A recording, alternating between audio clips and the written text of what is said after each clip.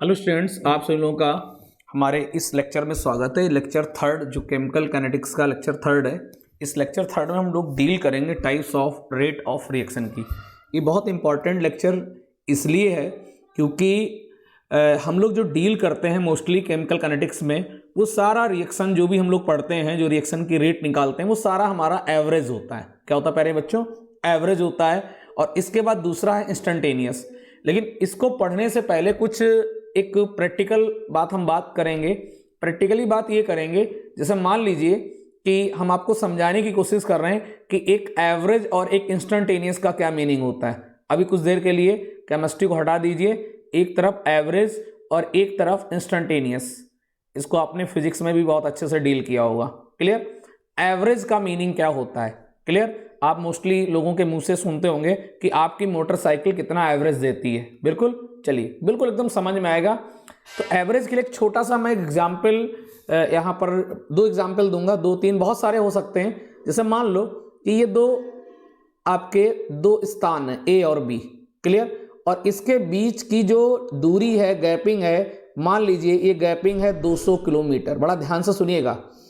और कोई बंदा ए से उसने चलना स्टार्ट किया और उसको पहुंचना है बी पर, तो इस पूरी यात्रा में उसको टाइम कितना लगा? 5 घंटे। यानी 5 घंटे में उस बंदे ने 200 किलोमीटर की डिस्टेंस को कवर कर लिया। ओके, तो अगर मैं एक एवरेज की बात करूं कि उसकी औसतन स्पीड क्या रही होगी, तो आप क्या निकालेंगे?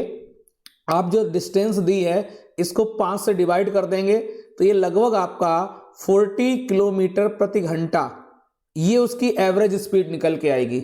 लेकिन अगर आपसे पूछा जाए कि क्या वास्तव में उस बंदे ने 40 किलोमीटर प्रति घंटा की स्पीड से गाड़ी चलाई होगी, तो आंसर आएगा नहीं। यानी कहने का अर्थ यह है कि जो आपका एवरेज होता है, इसमें कभी भी जो स्पीड है वो फिक्स नहीं रहती है, अर्थात स्पीड कभी भी कांस्टेंट नहीं रहती। कांस्टेंट का अर्थ है एक जैसी, यानी वो 40 की स्पीड से उसने नहीं चलाया होगा।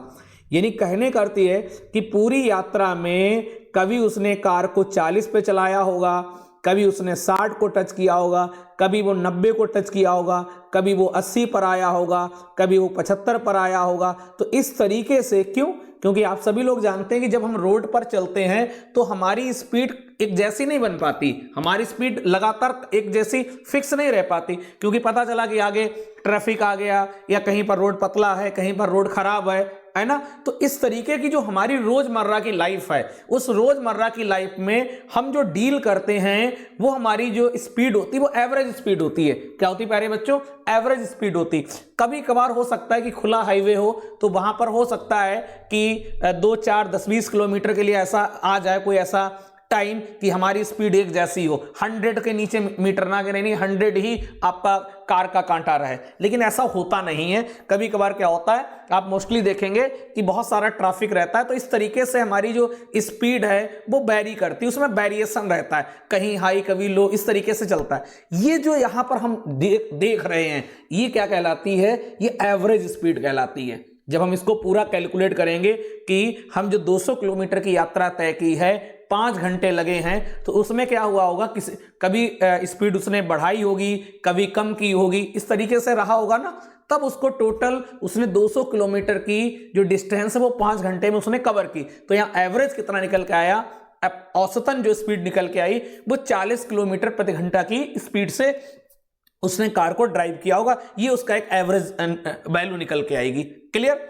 अगर हम बात करें कि एक दूसरे एग्जाम्पल के माध्यम से इसको समझने की कोशिश करें, अगर इसी को एक और इसको डिटेल में समझने की कोशिश करें, तो यहां पर देखेंगे कि जैसे एक एवरेज का और फंडा लिया जाए। जैसे मान लो क्रिकेट का मैं एग्जाम्पल लेता हूं। क्रिकेट का एग्जाम्पल जैसे मान लो कि कोई खिलाड़ी है और उस खिलाड़ी को हम बॉलर मान लेते हैं कि कोई बॉलर है और उस बॉलर ने आपके 5 ओवर फेंके और उसने क्या किया? पहले ओवर में उसने मान लो 6 रन दिए, दूसरे ओवर में उसने 2 रन दिए, तीसरे ओवर में उसने 4 रन दिए, 5वें ओवर में उसने 10 रन दिए, चौथे ओवर में उसने 10 रन दिए, और 5वें ओवर में मान लीजिए उसने 1 रन दिया। क्लियर? और अगर ये अलग अलग उसने 5 ओवर फेंके और हर एक ओवर का रन मैंने निकाला है कि पहले ओवर में 6 रन, दूसरे ओवर में 2 रन, तीसरे ओवर में 4 रन, तीसरे ओवर में 4 रन, चौथे ओवर में 10 रन, पांचवें ओवर में 1 रन। तो अगर मैं इसको इन सबको ऐड करूं तो 6 और 2 8, 8 4 12, 12 और 10 22 और 1 23, 23 ये 23। एक काम करो इसमें 2 मान लो तो ये कितना हो जाएगा 24।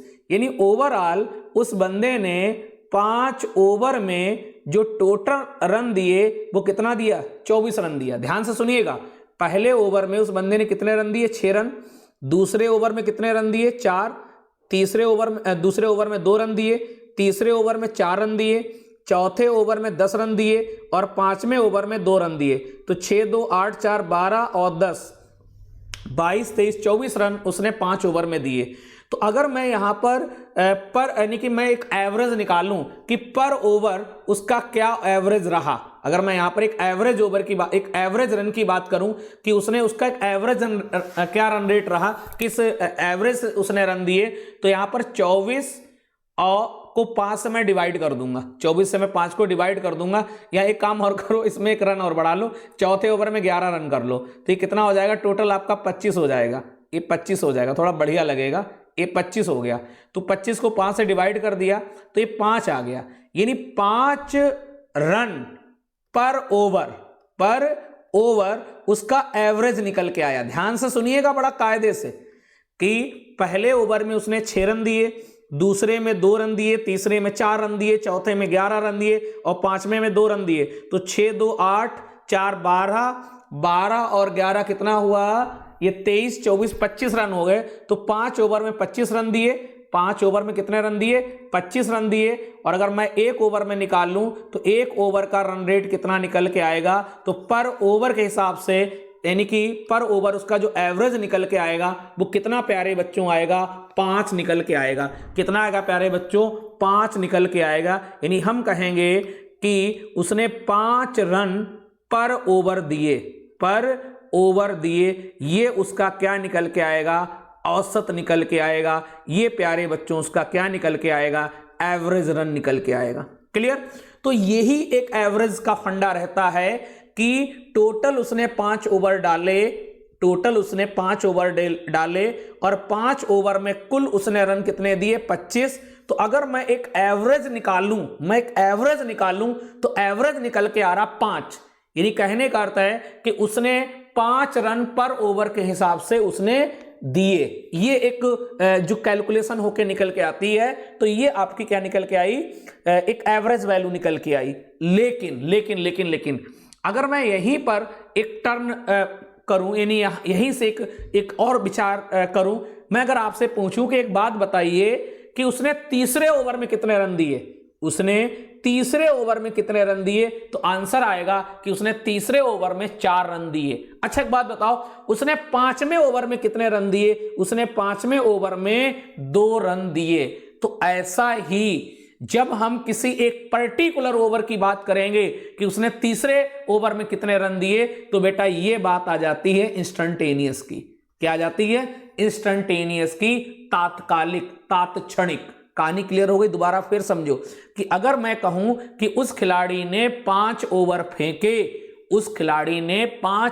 फेंके, तो मुझे बताइए कि पर ओवर 5 ओवर फेंके और 5 ओवर फेंकने के बाद उसने कुल रन दिए 5 ओवर में 25। तो अगर मैं पर ओवर की बात करूं कि पर ओवर उसने कितना रन दिया, पर ओवर कितने रन उसने दिए, तो वो पर ओवर उसका रन निकल के आएगा, रन रेट उसका 5 आएगा। यानी 5 रन पर ओवर के हिसाब से निकल के आएगा। क्लियर।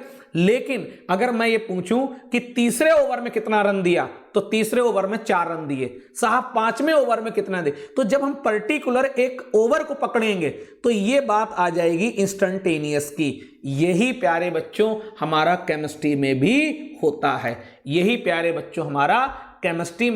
है। कि केमिस्ट्री में भी हमारी 2 टाइप की रेट ऑफ रिएक्शन होती है प्यारे बच्चों।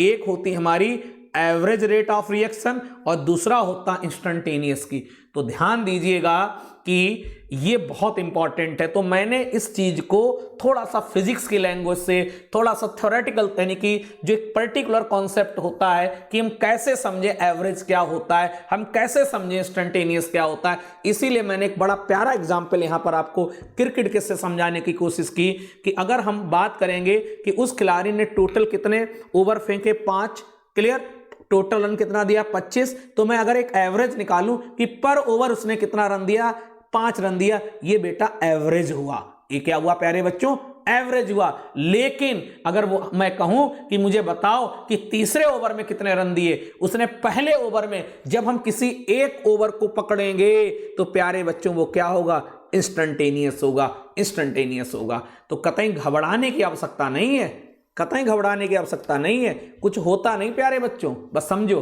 अब आ जाओ अपना केमिकल काइनेटिक्स में। तो मैंने क्या बोला कि रिएक्शन कितने टाइप की होती है, 2 टाइप की, एवरेज और इंस्टेंटेनियस की। तो क्या हुआ जरा समझो, होगा ये प्यारे बच्चों कि इसी तरीके का हमारा रिएक्शन के साथ भी होता है। यही प्रक्रिया हमारी केमिकल रिएक्शन के साथ भी होती है कि जैसे मान लो यहां पर एक मैंने केमिकल रिएक्शन ली, ये हमारे रिएक्टेंट्स हैं और ये हमारे प्रोडक्ट्स हैं, क्लियर। आपने कोई रिएक्शन स्टार्ट की, तो हो सकता है कि आपने कोई रिएक्शन 8 बजे स्टार्ट की और मान लो वो रिएक्शन लगभग मान के चलो 12 बजे तक चली, क्लियर। ये रिएक्शन आपकी 8 बजे से स्टार्ट हो गई, आपने रिएक्टेंट डाल दिए और धीरे धीरे 8 से 9, 9 से 10, 10 से 11 और 11 से 12, इस तरीके से ये हमने देखा कि मैंने इस तरीके से टाइम को डिवाइड किया। कोई अभिक्रिया है जो आपकी 8 से 12 यानी 4 घंटे में कंप्लीट होने वाली है, क्लियर। तो हमने क्या लिए, हमने ये आपके A+ भी हमारे रिएक्टेंट है और इससे हमारा प्रोडक्ट बनने वाला है। तो ऐसे ही क्या होता है प्यारे बच्चों कि जब कोई रिएक्शन स्टार्ट होती है, क्लियर, तो हो सकता है कि वो रिएक्शन स्टार्टिंग में बहुत तेज चली हो, फास्ट चली हो, फिर वो आपकी कुछ स्लो हो गई हो, फिर आपकी फास्ट चली हो, फिर बहुत स्लो हो गई हो। तो इस तरीके से क्या होगा कि इस तरीके से रिएक्शन के अंदर भी यही होता है। तो यहां पर क्या होगा, जब एवरेज की बात करेंगे तो हमें पर्टिकुलर वो टाइम इंटरवल दिया होगा कि अभी टाइम T1 पर हमारा रिएक्टेंट था कुछ मान लो 100 था, क्लियर। और जैसे ही कुछ समय के बाद मैं 12 बजे अगर पूछूं कि अब रिएक्टेंट कितना बचा, हम कहेंगे रिएक्टेंट 0, सारा क्या हो गया, प्रोडक्ट में कन्वर्ट हो गया, क्लियर। तो जैसे भी मैंने समझाया कि जैसे रन वाला सिस्टम समझाया, क्लियर, तो ऐसे रिएक्शन के साथ भी होता है कि स्टार्टिंग में रिएक्शन फास्ट होगी, कहीं स्लो होगी। तो क्या हो रहा है, हो क्या रहा है, अब मैंने बताया भी था कि रिएक्टेंट हमारे किस में कन्वर्ट हो रहे हैं, रिएक्टेंट हमारे प्रोडक्ट में कन्वर्ट हो रहे हैं। तो हो सकता है कि स्टार्टिंग की जो रेट है, स्टार्टिंग में रिएक्टेंट ज्यादा कंज्यूम हो रहा हो, प्रोडक्ट बना रहा हो, फिर क्या ऐसा कुछ टाइम आएगा कि इसमें रिएक्टेंट कम कंज्यूम होगा, कम प्रोडक्ट बनेगा, कभी बहुत स्लो हो जाएगा। ये डिपेंड करेगा रिएक्शन के नेचर के आधार पर। तो यहां पर जब हम रिएक्शन को जिस टाइम पर स्टार्ट करेंगे वो, और जहां पर वो रिएक्टेंट खत्म हुआ जिस टाइम पर वो, तो इन दोनों के बीच का जो टाइम इंटरवल है, इसमें जो स्पीड में जो चेंज आ रहे हैं रिएक्टेंट प्रोडक्ट में कन्वर्ट, यहां पर जो आप रिएक्शन की रेट में जो परिवर्तन दिखाई देंगे वो हमारे क्या कहलाएंगे, एवरेज रेट कहलाएगा। वो क्या कहलाएगा, एवरेज रेट। उसका भी हम लोग कैलकुलेशन करेंगे, कैसे होगा वो भी हम बताएंगे। लेकिन अगर मैं आपसे कहूं कि मुझे बताइए कि 10 बजे रिएक्शन की रेट कितनी थी, 11 बजे रिएक्शन की रेट कितनी थी। रिएक्शन की रेट का अर्थ है कि जो आपने 100 रिएक्टेंट लिया था, अब वो 10 बजे कितना बचा, क्लियर। तो जब हम एक पर्टिकुलर टाइम पर बात करेंगे कि 10 बजे बताओ रिएक्शन की रेट कितनी होगी, जैसे बीच बीच में क्या होता है कि जैसे कारीगर खाना बना रहे हैं, ठीक है, तो हम बीच में पहुंच गए और हमने पूछा भैया अब बताओ कितना आटा रह गया, तो कहेगा भैया इतना बचा। अब मान लो हमने उसको 100 किलो आटा दिया था, 100 किलो आटा दिया और उसने स्टार्ट कर दिया, ठीक है। मैंने पूछा कितनी देर में सब बना दोगे, उसने कहा भाई साहब 3 घंटे में बना देंगे, 3 घंटे में ये सारी पूड़ियां बना देंगे। ध्यान से समझिएगा। उससे मैंने पूछा कि कितनी देर में तुम ये आटा जो है इसकी सारी पूड़ियां बना दो, उसने कहा भाई साहब 3 घंटे में बना देंगे। पता चला कि मैंने 10 बजे उससे बात की थी, उसने कहा 10 बजे 7 बजे मैंने उससे बात की, उसने कहा 10 बजे पूरा रेडी करके दे देंगे। अब हमने क्या किया, ये 2 टाइम इंटरवल है, तो हो सकता है कि स्टार्टिंग में वो बातें करने लगा हो, बाद में फिर उसने क्या किया, बहुत तेजी से काम करने लगा हो, फिर उसने स्लो कर दिया हो। लेकिन जैसे ही मैं पहुंचूंगा 9 बजे तो मैं पूछूंगा कि भैया बताओ कितनी पूड़ी बन गई, अब बताओ कितना आटा रह गया। तो एक तरफ हम आटे की बात करेंगे और साथ साथ में ये भी पूछेंगे कितनी पूड़ियां बन गई, कितनी पूड़ियां बन गई। तो ये ध्यान रखना, अगर मैं 9 बजे पहुंचा और उससे पूछा कि बताओ भाई साहब कितना आटा बचा है, और दूसरी तरफ पूछेंगे कितनी पूड़ियां बन गई हैं, तो ये जो एक टाइम होगा इसे कहते हैं इंस्टेंटेनियस। क्या कहते हैं? इंस्टेंटेनियस। तो उम्मीद है कि यहां तक तो आपके बहुत अच्छे दिमाग में समझ में आ गया होगा कि बेसिकली एवरेज और इंस्टेंटेनियस में क्या फंडा होता है। जब एक टाइम इंटरवल की बात होगी कि शुरू का और लास्ट का, जब टाइम इंटरवल की बात होगी कि 2 अलग अलग टाइम की बात होगी कि भैया हमने पॉइंट ए से कोई रिएक्शन स्टार्ट की थी, यानी कह सकते हैं कि अभी कोई टाइम था और उसके बाद ये रिएक्शन मान लो 12 बजे कंप्लीट हो गई, तो जो 2 गिवन टाइम होंगे उनके बीच में जब हम बात करेंगे तो वह एवरेज की बात होगी। और बीच में अगर किसी टाइम पर हमने पूछ लिया कि अब बताओ कि रिएक्टेंट कितना बचा, कितना रिएक्टेंट प्रोडक्ट में कन्वर्ट हो गया, तो इसी के लिए वर्ड हम लोग क्या लगा देंगे प्यारे बच्चों? इंस्टेंटेनियस। उम्मीद है आपके ये चीज समझ में आ गई होगी कि जब एक पर्टिकुलर टाइम की बात आती है तो इंस्टेंटेनियस, और जब बात आती है एक टाइम इंटरवल की बात, वो बता देगा कि आपको ये काम इतने बजे से इतने बजे तक खत्म कर देना है, तो समझ जाइए फिर एवरेज की बात हो रही। और लेकिन अगर वो बीच में अगर किसी टाइम उसने चेक कर लिया गया कि अब बताओ ये कितना काम हुआ, तो वो इंस्टेंटेनियस हो जाएगा। क्या हो जाएगा? इंस्टेंटेनियस हो जाएगा। तो देखिए यहां पर एवरेज रेट पर हमारी चर्चा है। देखिए यहां पर लिखा भी है कि द रेट मेजर्ड ओवर एक लॉन्ग टाइम इंटरवल, जब हमारी रेट एक बड़े टाइम इंटरवल की बात हो, क्लियर, एक बड़े समय अंतराल पर बात हो, तो इसे कहते हैं एवरेज। कैसे? क्या हुआ कि मैंने क्या बोला कि मैंने 7 बजे आटा उसको दिया, कारीगर को आटा दिया, ठीक है, तो मैंने कहा कि भैया ऐसा करना, ये पूड़ियां बना देना, तो उसने कहा कि साहब हम 10 बजे तक रेडी कर देंगे, क्लियर। तो यहां पर कितना टाइम है? 3 घंटा। ये क्या है? एक लॉन्ग टाइम इंटरवल है प्यारे बच्चों, ये क्या है? एक लॉन्ग टाइम इंटरवल। तो यहां पर जो बात करेंगे वो एवरेज रेट होगी। क्या होगी? Average rate. लेकिन अगर बीच में तुम 9 बजे आ गए और तुमने कहा कारीगर बताओ अब कितना आटा बचा, तो प्यारे बच्चों यही इंस्टेंटेनियस है, यही इंस्टेंटेनियस है। ये दिमाग में बैठा लेना कि जब रिएक्शन चल रही है, एक रिएक्शन लैब में चल रही है, वो मान लो 5 घंटे में पूरी होने वाली है रिएक्शन, तो ये जो 0 से 5 के बीच का जो टाइम है, ये हमारा क्या है? एक लॉन्ग टाइम इंटरवल हो गया। इस बीच में जो रिएक्शन कंप्लीट होगी, क्लियर, और बीच में हम कतई डिस्टर्ब ना करें, बिल्कुल प्रोडक्ट तक बन जाने दें, क्लियर, तो ये एवरेज होगा। लेकिन अगर हम बीच में पहुंच गए 2 घंटे बाद और हमने पूछा साइंटिस्ट से, केमिस्ट से कि अब कितना रिएक्टेंट बचा, तो बता देगा। अब वो जब हम 1 घंटे बाद या 2 घंटे बाद पहुंचे और हमने जब पूछा कि अब बताओ रिएक्टेंट कितना बचा, तो बेटा ये हमारी इंस्टेंटेनियस की बात होगी। किसकी बात होगी? इंस्टेंटेनियस की। तो ध्यान रखना एवरेज में क्या लिखा है कि rate measured over a long time interval, जब एक बड़े टाइम इंटरवल के बीच में स्पीड की बात होगी तो उसे क्या कहेंगे प्यारे बच्चों?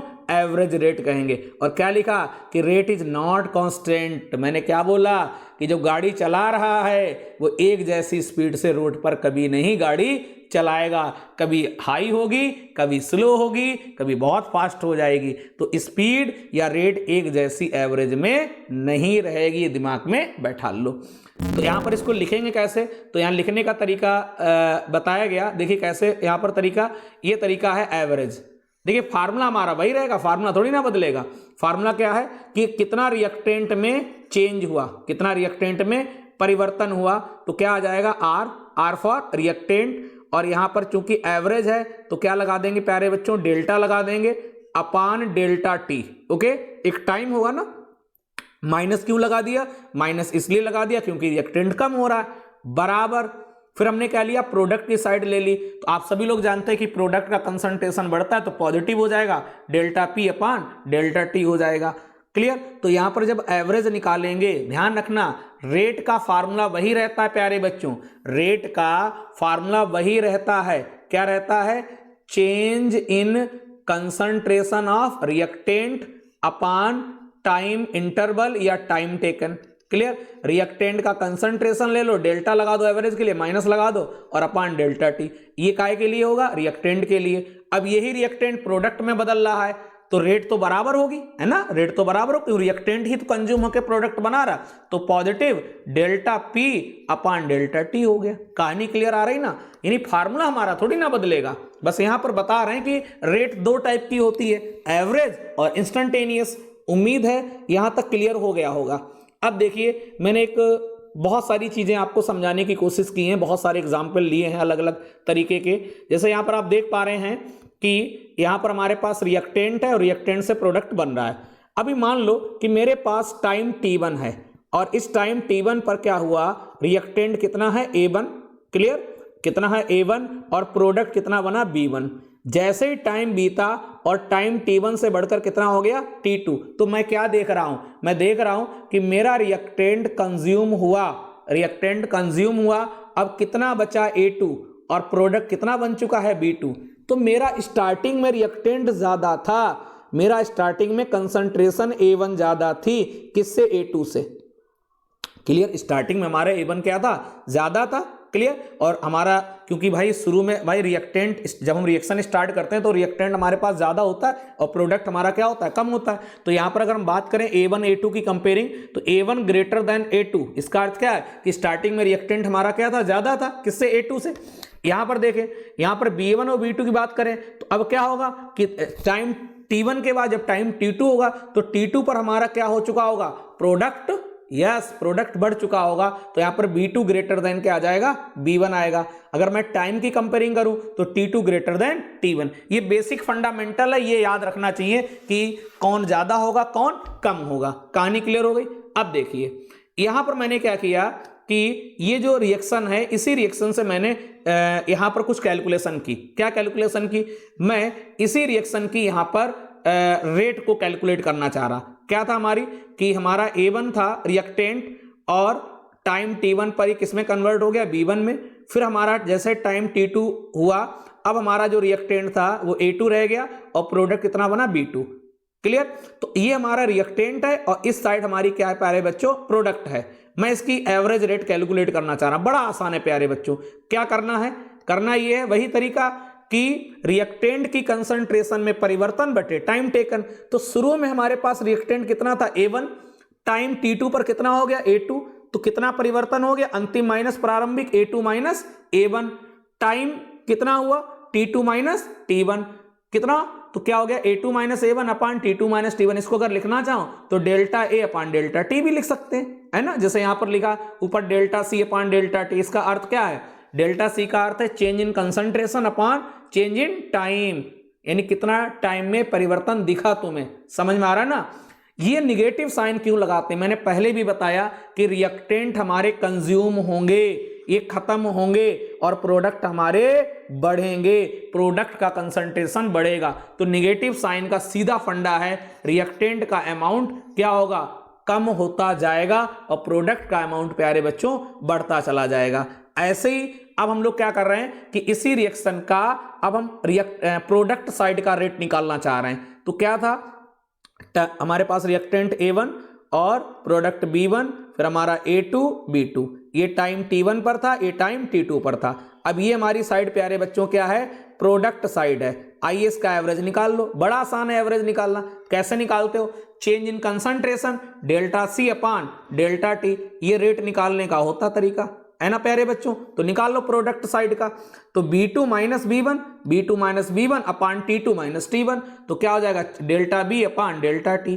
पॉजिटिव क्यों लगा दिया, सबको मालूम है कि प्रोडक्ट का कंसंट्रेशन बढ़ेगा।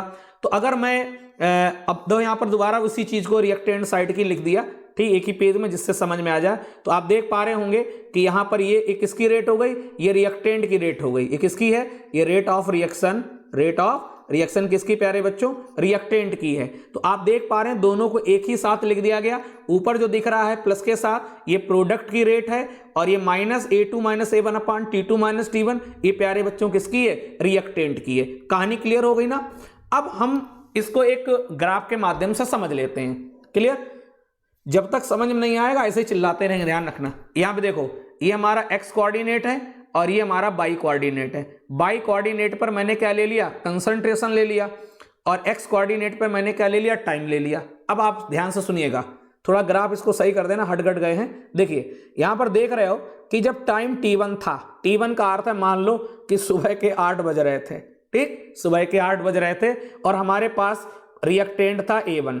कितना था A1? तो देखो ये यहां चिपकाना जाके, ये हमारा A1 था। बड़ा ध्यान से सुनिएगा, टाइम t1 पर यानी 8 बजे हमारे पास रिएक्टेंट कितना था A1, ये मान लेते हैं 100 था, मान लेते हैं, क्लियर।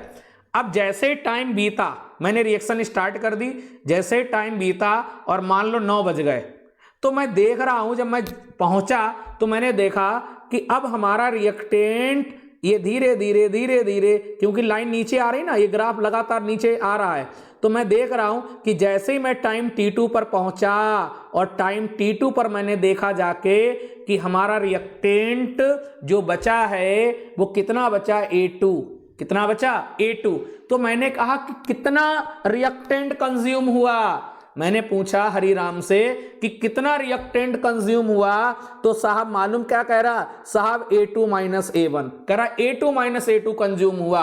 ये जो A2 माइनस A1 जो कंज्यूम हुआ, ये कहां गया, ये कहां गया? तो बोला साहब ये तो प्रोडक्ट बन गया, ये प्रोडक्ट बन गया। तो A2 माइनस A1 ये रिएक्टेंट कंज्यूम हुआ, अर्थात उसकी कंसंट्रेशन में परिवर्तन हुआ। Sir time T2 minus T1, ये साहब जो निकल के आ रही है यही तो एवरेज है, यही एवरेज रेट कहलाती है।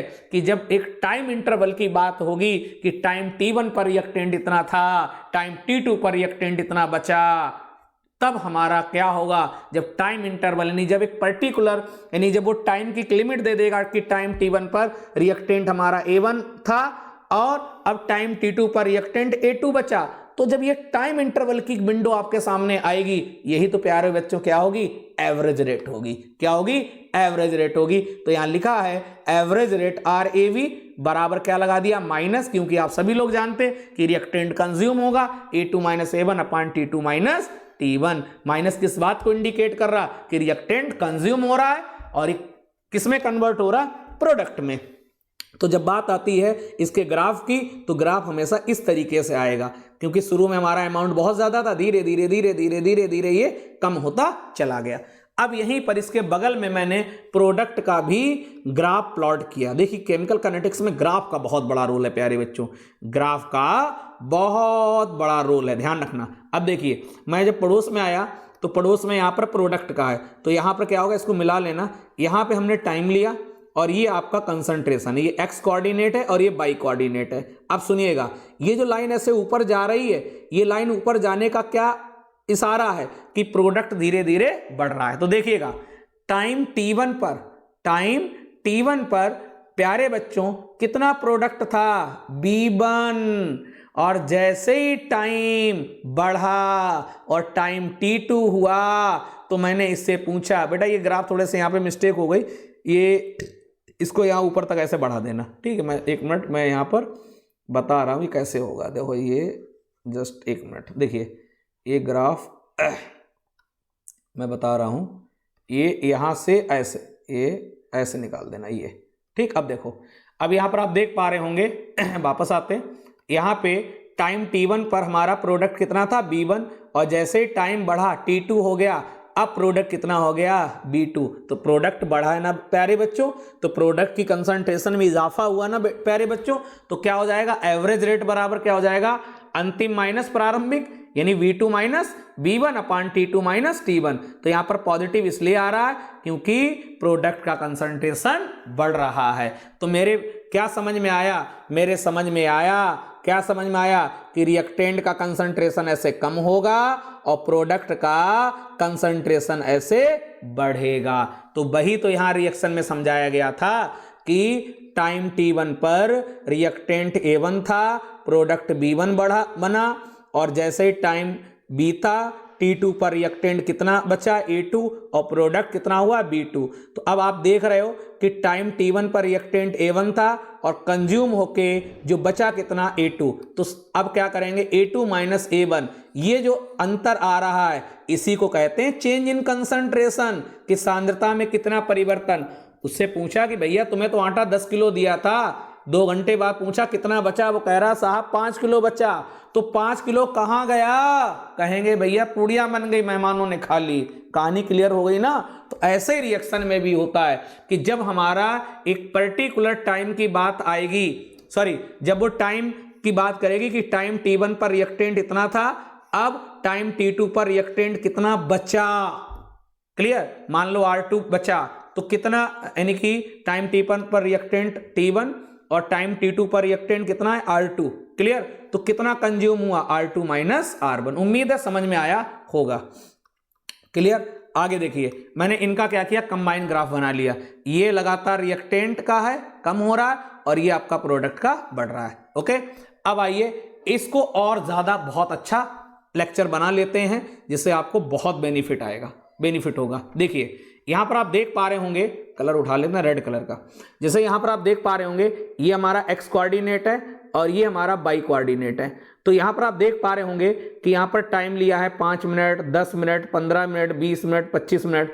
यहां पे कंसंट्रेशन 0, फिर 1, फिर 0.02, 0.03, 0.04, 0.05, 0.06। क्लियर, इधर आपका कंसंट्रेशन मोल पर लीटर में है।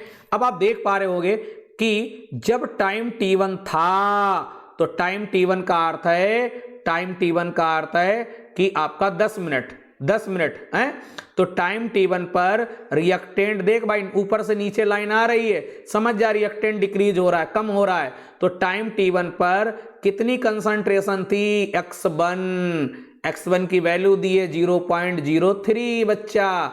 और जैसे ही t1 से t2 पर पहुंचे, t2 कितना है 15 मिनट, बीच में कितना फर्क आया, 5 मिनट के बाद क्या देख रहे हैं, बर्तन में कितना रिएक्टेंट बचा, 0.02। तो 0.01 कहां गया, तो आंसर है वही तो आपका प्रोडक्ट में बन गया, वही तो प्रोडक्ट में बदल गया।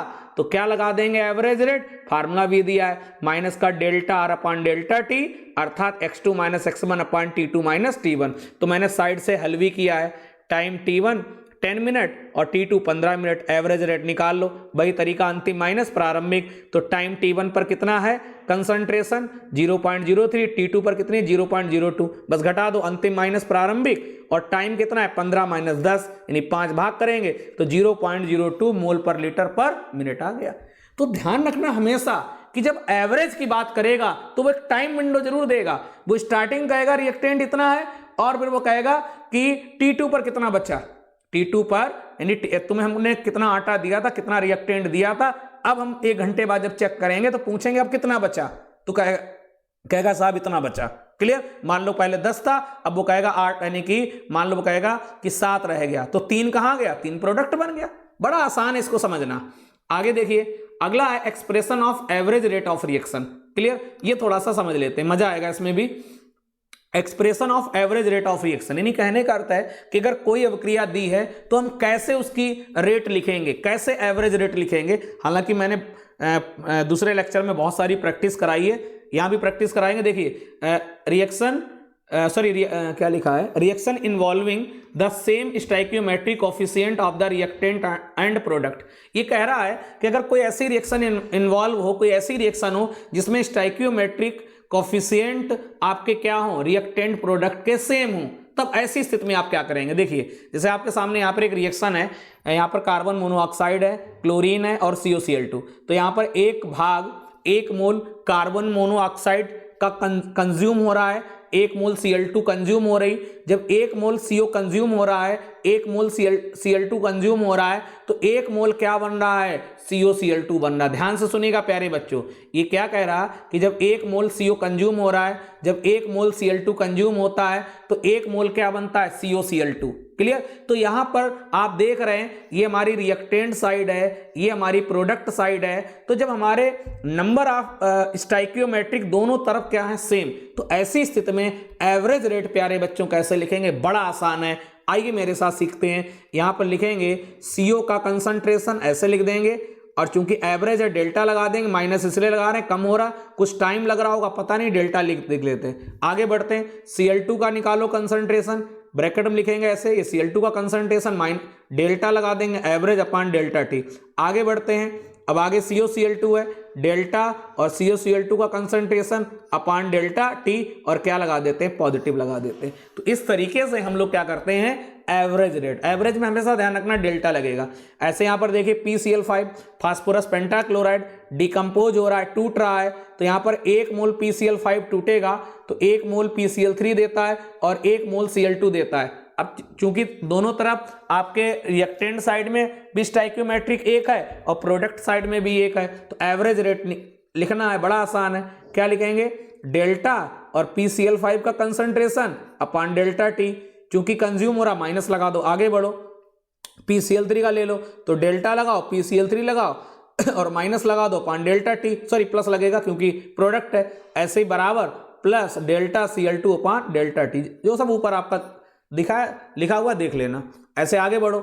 अब अगला जो है वो अगले में यहां पर थोड़ा सा कह रहा है कि मान लो स्टाइकियोमेट्रिक अगर बराबर ना हो तब क्या होगा। जैसे यहां 1 मोल N2 है, 3 मोल H2 कंज्यूम हो रही है, तो अमोनिया के कितने बन रहे हैं, अमोनिया के 2 बन रहे हैं, 2 मोल अमोनिया बन रही है। तो जब यहां पर 1 मोल नाइट्रोजन खर्च हो रहा है, 3 मोल हाइड्रोजन खर्च हो रहा है, तो अमोनिया के कितने मोल बन रहे हैं, 2 मोल। निकालो एवरेज, बड़ा आसान है। क्या करेंगे, N2 की कंसंट्रेशन अपान डेल्टा T, निगेटिव लगा देंगे क्योंकि कम हो रहा है। यहां पर हाइड्रोजन का कंसंट्रेशन अपान डेल्टा T, यहां पर देखिए अब जो स्टाइकियोमेट्रिक लगा होगा, इससे प्यारे बच्चों मैंने बताया भी था कि इससे क्या करते हैं प्यारे बच्चों, भाग करते हैं। ये बताया भी था कि स्टार्टिंग में, शायद पहले सेकंड लेक्चर में होगा, कि ये जो 3 लगा है, 3 स्टाइकियोमेट्रिक है, इससे क्या करेंगे, इसको डिवाइड करेंगे। आगे बढ़ेंगे, अमोनिया का कंसंट्रेशन क्या लिखेंगे, NH3 डेल्टा, और इसका स्टाइकियोमेट्रिक कितना है, 2 से क्या कर देंगे प्यारे बच्चों, भाग कर देंगे। तो ये जो लिखा है मैंने, ये आपका क्या है, एवरेज। एवरेज को दूर से पहचाना जाता है, डेल्टा लगा होगा। क्लियर। ऐसे आगे बढ़ते हैं। यहां पर देख रहे हैं रिएक्शन, यहां पर small a capital A small B capital B, इस तरीके की एक रिएक्शन दी है, इसका एवरेज निकालना तो बड़ा आसान है। क्या लिखेंगे, ए का कंसंट्रेशन ऐसे और डेल्टा लगा दो एवरेज माइनस, क्योंकि रिएक्टेंट है माइनस लगेगा, और टाइम डेल्टा T। आगे बढ़ो, यहां पर फिर बी का कंसंट्रेशन डेल्टा बी, क्लियर, और डेल्टा T माइनस लगेगा, फिर यहां पर डेल्टा C अपान डेल्टा T, फिर आगे बढ़ो डेल्टा D अपान डेल्टा T, ये प्लस लग जाएंगे। अब यहां देखो जरा, यहां पे आपको देखना है ये कि जो स्टाइकियोमेट्रिक है, small a small b small c small d, बस इनसे भाग कर दो, या 1 अपान a, या 1 अपान b, या 1 अपान c, या 1 अपान d। तो ये थोड़ा ध्यान रखना कि कभी स्टाइकियोमेट्रिक अगर लगे हैं सॉरी, तो उनसे क्या करेंगे प्यारे बच्चों, भाग कर देंगे। अगला जो लेक्चर है प्यारे बच्चों, उस लेक्चर में हम लोग डील करेंगे इंस्टेंटेनियस रिएक्शन। उम्मीद है ये लेक्चर आपको पसंद आया होगा। क्लियर। बहुत बहुत धन्यवाद, आप इतने ध्यान से इसको सुना है। तो मिलते हैं नेक्स्ट लेक्चर में, तब तक के लिए जय हिंद, जय भारत।